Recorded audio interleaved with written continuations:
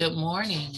Welcome back to our genealogy series for the Fort Meade Public Library. Again, we have with us Mr. Preston Petermeir from the Research and Genealogical Historical Museum.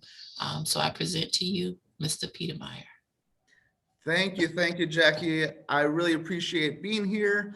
Thank you to you and to the Fort Meade Public Library for having me back for part 2 in this genealogy series.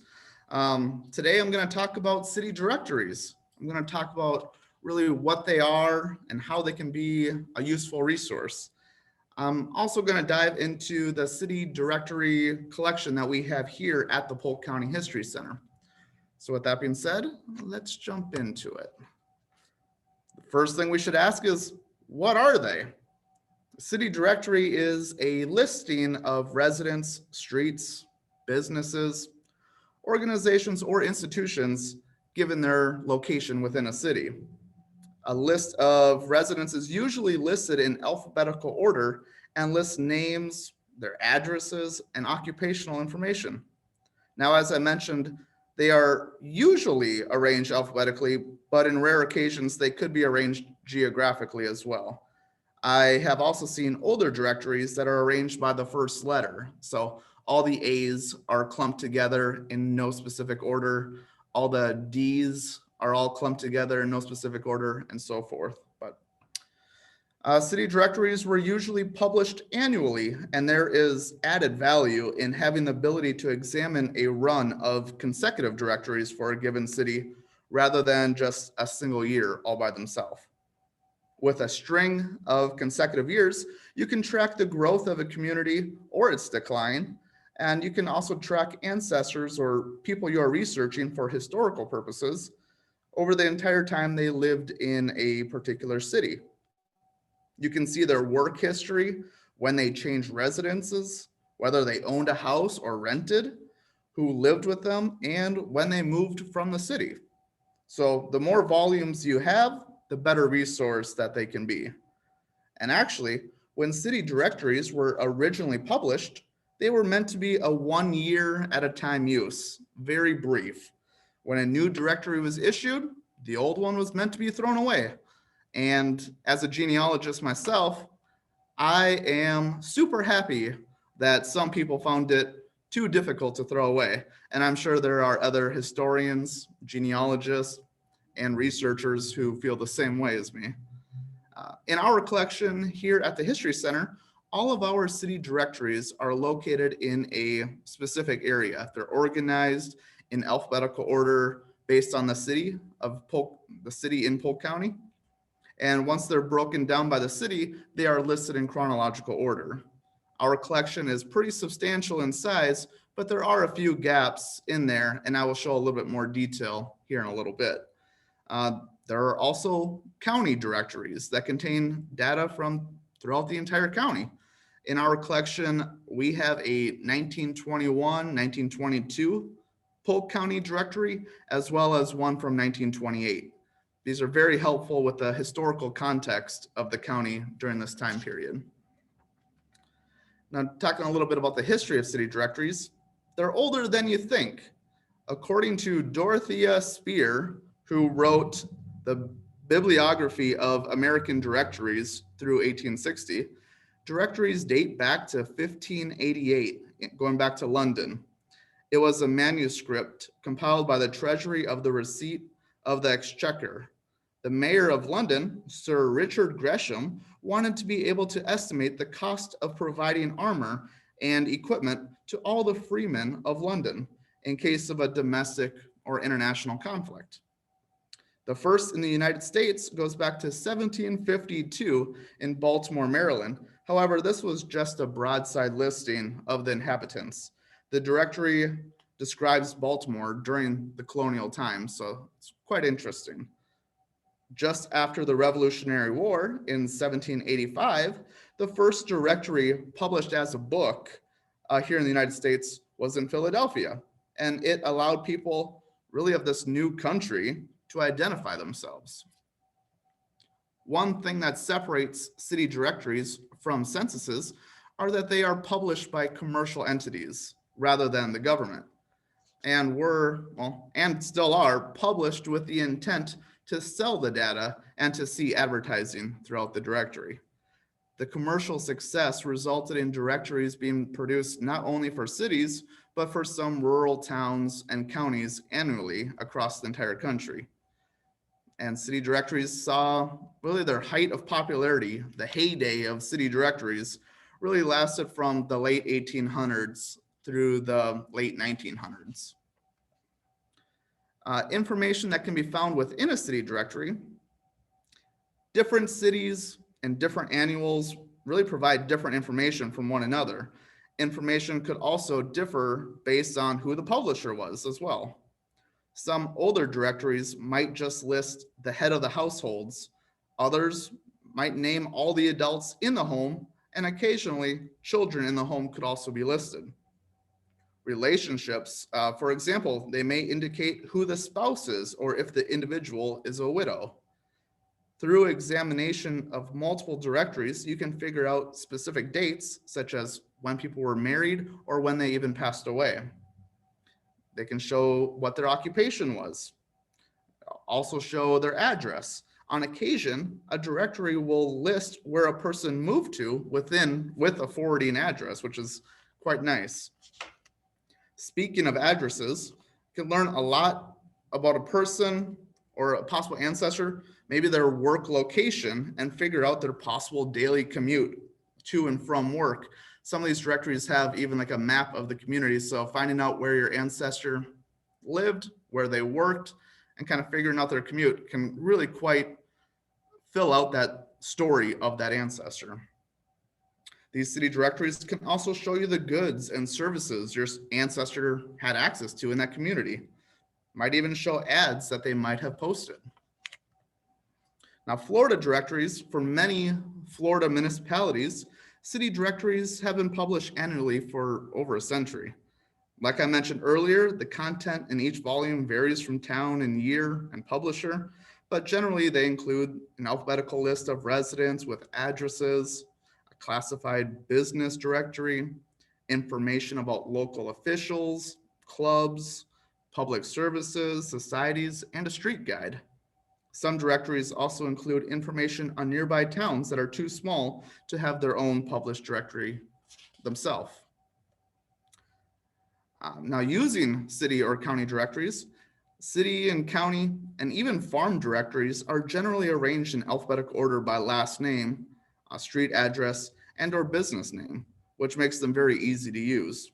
For genealogy research, they may be able to fill in some of the 10-year gaps that a census may leave. And depending on the time frame, there could be even a 20-year gap. As I mentioned last week in part 1, the beginning genealogy presentation, the 1890 census was all but lost to a fire. So there's a 20-year gap in censuses between 1880 and 1900. City directories can help fill in that gap to locate when and where an ancestor may have lived. If records have been lost or destroyed, city directories may be the only documentation left or available. These records can also help verify other sources that you have come across in your research, or they could lead you to new sources as well. They can give you an illustration of the community your ancestor lived in and how your ancestor lived. Genealogy is more than just dates and names. I really encourage, if you're interested in learning more about your ancestor, your genealogy, really to learn that story, that full ancestor story. An example of genealogy research using city directories, perhaps you are researching your ancestor, let's say John Doe. You know he was married, but you have no idea when or to who, and you can't find any marriage record available.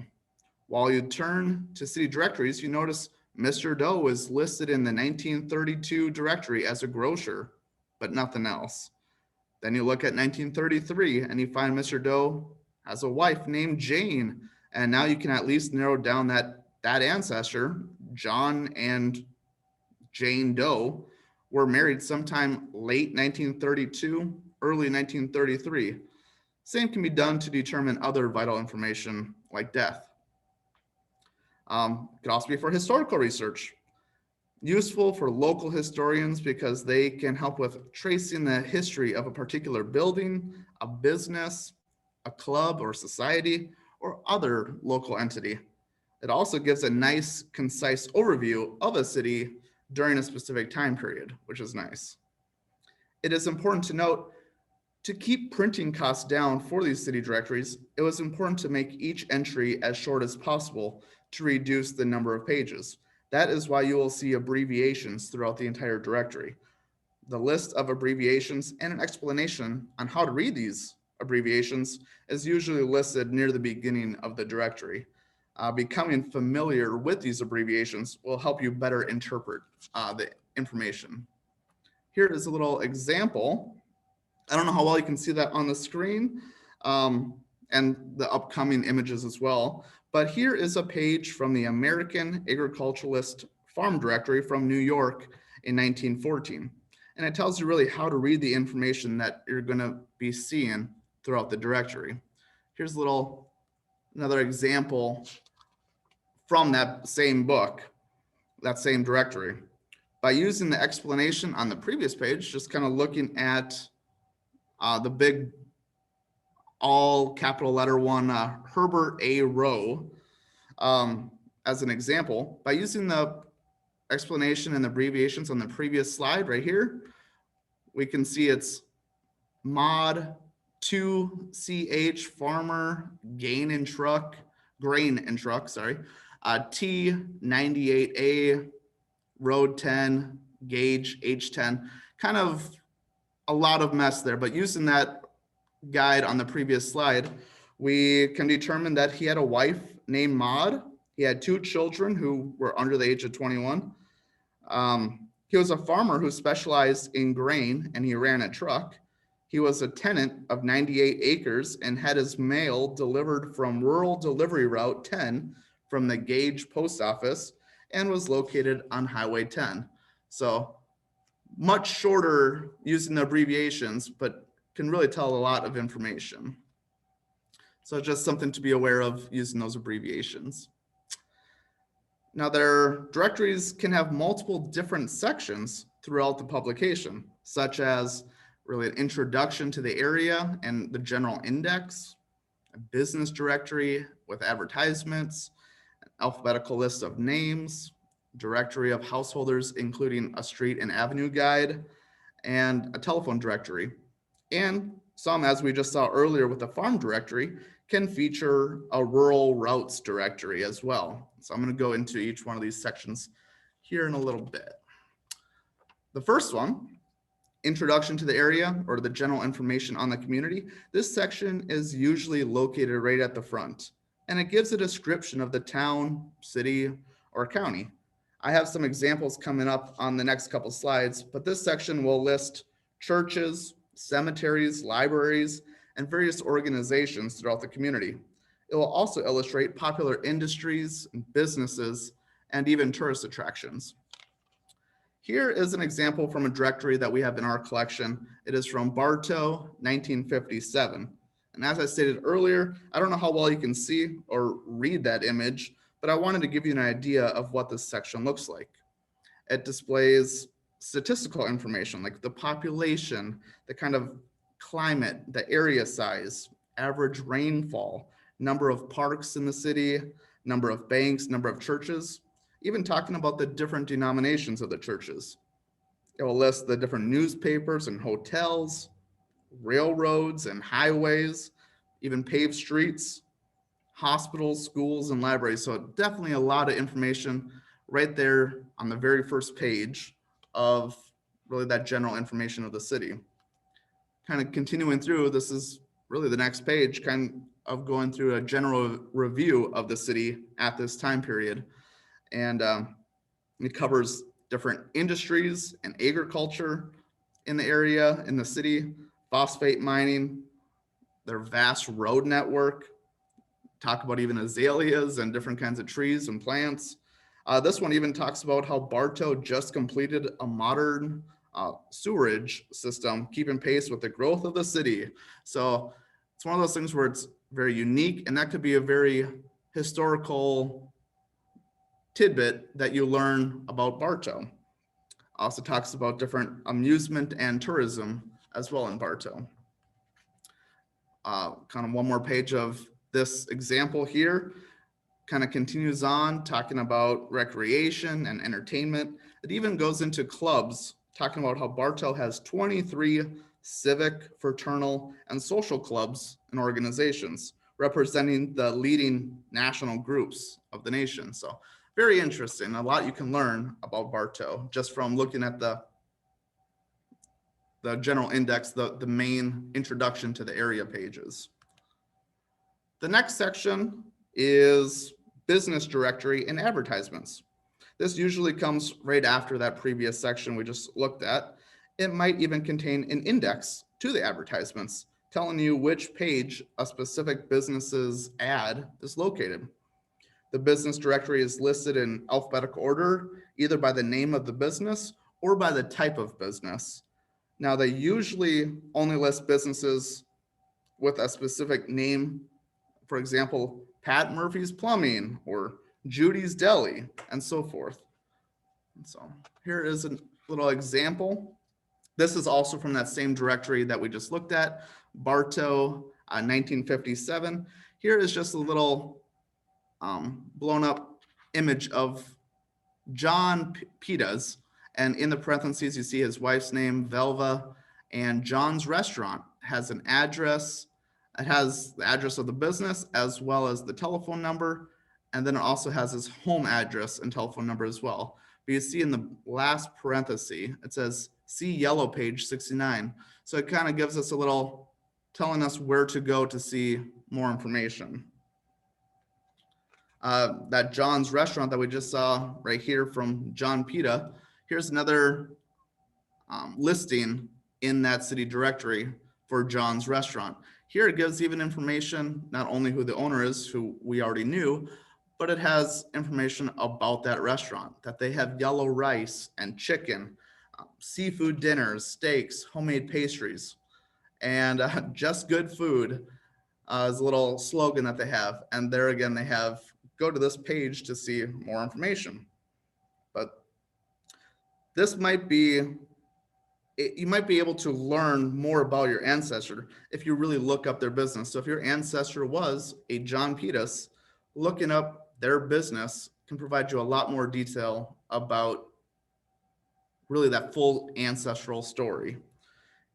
And so here I went to page 69 in the yellow pages, and here is the image we can see. Not every ad will do this, but it contains a photo of the place, which really helps you visualize Mr. John Pita's business. Another ad can be found along like the margins of the page throughout the directory for John's restaurant with the slogan, just good food, kind of plain, simple, and to the point. So it's kind of interesting. After the business section is the alphabetical listing, and really consider the main section of the directory. It has all the names of the community in alphabetical order, usually, as I mentioned earlier. Here is an example. I just wanted to kind of highlight some specific names, but this example is from 1966, and it's from the Fort Meade directory, which we also have in our collection. Definitely illustrates different types of information that you can find in a directory. Just on these 2 pages here, we see multiple people with different surnames renting from the same address. And this is a small tidbit of like what we can look at later. You see on the very top left, Mrs. May Dickerson is retired, renting from 1010 East Broadway. And a couple of lines down, same last name, Wesley Dickerson with a wife named Martha. They're renting from the same 1010 East Broadway. I'm not sure if I'm pronouncing it correctly, but the next box right below it is Sam Dinnerstein with a wife named Anna, also renting from the same address. Next page over, we get to the Durrance family, Bobby Durrance and his wife Jean, and they also rent from the same address. So kind of gives you a little tidbit on all these people renting from the same address. Perhaps you are not researching a person or a relative. Maybe you're researching your house, your home. Just knowing the address can help you determine when the house was built, who owned it, or if it was ever rented out. Could possibly learn that at a certain time, a business was being run out of your house. Here's an example, kind of sticking with that same address that we saw earlier, the 1010 East Broadway. This is from that 1966 Fort Meade. But we see that that address is actually the Fort Meade Mobile Home Park, also known as the Fort Meade Municipal Trailer Park. So all those people we saw on the previous example are neighbors, all living in the same trailer park, which can be kind of interesting to know who your neighbors are and kind of like where they were living. We get patrons coming into our library quite often who are doing research on their house, wanting to know who the previous owners were or when it was built. And this section of the directory can do wonders for them. That being said, especially older houses or buildings, their addresses may have changed over time. New streets could have been created, names of the roads could have changed, more houses or buildings could have been built on the same street, which may have caused the house number or the building number to change. So it is something to keep an eye on. Moving into the telephone directory, some city directories also contain one of these sections as well. And sometimes the telephone directory is standalone, but I wanted to make sure I talk about this section as well. Here's an example from that same 1966 Fort Meade. Just wanted to have a zoomed in picture there. I'm sure most people at some point or another has seen or used a telephone book, and this telephone directory is not much different. However, the city directory in its entirety is much more valuable than just a simple regular telephone book, especially when it comes to genealogy research. A phone book will just illustrate the people in the city that have a phone, whereas a city directory will list every household, even if they don't have a phone. The note at the very top of this page, I don't know if you can see it quite well, but it says the telephone numbers in the following list were supplied to us during our regular door-to-door canvas on this edition of your directory. And so kind of makes me think it's interesting. Takes me back to last week when I did part 1, beginning genealogy, and I was talking about the censuses and talking about the enumerators completing those censuses. This agency here for the directory went from door to door throughout Fort Meade to really gather this information. So kind of interesting. There are numerous different publishing companies, but one of the more common ones that I want to talk about today is R.L. Polk and Company. Even though there is no affiliation with Polk County, R.L. Polk and Company were the publishing company for most of the Polk County city directories that we have in our collection here at the History Center.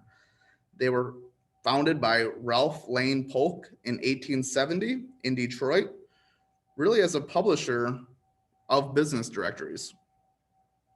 In 2013, I believe it was IHS Markit purchased R&L Polk and Company for over $1 billion. Today, according to RootsWeb, the two main directory publishing companies in the United States are Haynes and Company Incorporated out of North Canton, Ohio, and Hill Donnelly Information Services out of Tampa, Florida. I'm about to talk about places to find city directories, but if these upcoming places don't provide you with access to the specific city or the year that you're looking for, reaching out to these publishing companies could be a good backup plan. So where to find these city directories? Online, you can find them at ancestry.com. They have an extensive city directory collection. Their largest collection of directories is at U.S. City Directories 1822 to 1995, and it contains over 1.3 billion records. It is searchable and easy to use, and it covers every U.S. state except for Alaska. For the state of Florida, it contains directories to 43 different cities throughout the state. FamilySearch.org, I talked a little bit about both of these two resources last week, But Family Search has a collection titled United States City and Business Directories, circa 1749 to circa 1990. The collection here contains an index of city and business directories from all over the US. And as you can see, it covers the period from 1749 to 1990. Fold3.com has a very user-friendly city directory collection, as you can easily navigate by state, city, or by name. However, last time I looked, it did not have really any from the state of Florida. The State Library of Florida has an extensive collection, but it is not as accessible as some of the other places I mentioned. The book is not scanned or searchable through their digital collection, but it is still very helpful. Same can be said for the Allen County Public Library in Fort Wayne, Indiana, and the New York Public Library as well. HathiTrust.org, it's a large-scale collaborative repository of digital content from research libraries. You can go there as well. The Digital Public Library of America, dp.la, they do not have any for Florida, but they do have a large collection for other states in the Midwest and on the East Coast, especially North Carolina. There's also the Internet Archive. It's a book repository, free website, not quite as user-friendly as some of the other options, but their collection is still quite extensive. donslist.net, it's a nice list of US city directories that are available online, all for free. So definitely a good source I would recommend checking out. And outside of these online resources to go look at, there's plenty of libraries, historical societies, and museums that contain a large collection of history of these historic city directories, including here at the Polk County History Center that I mentioned a little bit ago. Here in our collection, we have about 300 city directories containing directories from all the different municipalities throughout the entire county. Here is a little detail of some of the larger collections we have. For Auburndale, we have 29 volumes, but as you can see, there is a gap there. The earliest one, 1921, going all the way to 1996. So we don't have every single year. As you can see, the same with Bartow and Fort Meade, Haines City, Lakeland. All those are big collections. We do have some smaller ones that I do not have listed here that have some like the smaller towns, the Mulberry, Frostproof, and some of those smaller ones, Waverly, some like even the old phosphate communities as well. And so definitely, if you're interested in looking those up, definitely stop on by. Once you find your ancestor in a city directory, you can use what you learned to find them in other sources, such as census records that we talked about last week, possibly death and probate records, maybe church records or land records, and the list goes on and on. So it's definitely a good resource to use when you're compiling all your research. With that being said, I want to say thank you. Again, here at the Polk County History Center, we are open Tuesdays through Saturdays from 9 a.m. to 5 p.m. You can always call the library. There's the number on the screen, 863-534-4380, or you can email me at Preston Petermeir at polk-county.net. We'll be able to at least help you get started. If you have any questions regarding which city directories we have, reach out. We can definitely let you know. And I want to leave you with a cool, interesting little quote from the publisher R.L. Polk. There is no other work that so clearly portrays the people and their institutions, business, civic, political, and religious. And so kind of interesting, but I want to leave you with that. And so if you have any questions, definitely reach out. Again, I want to say thank you, Jackie. Thank you, Fort Meade Public Library. Really happy to do this part 2 in our series for genealogy, and excited for next week when we do part 3, where we look at family Bibles. Well, thank you, Mr. Petermeir. It was great, and we look forward to hearing from you next week. Thank you very much. Bye-bye. Bye-bye.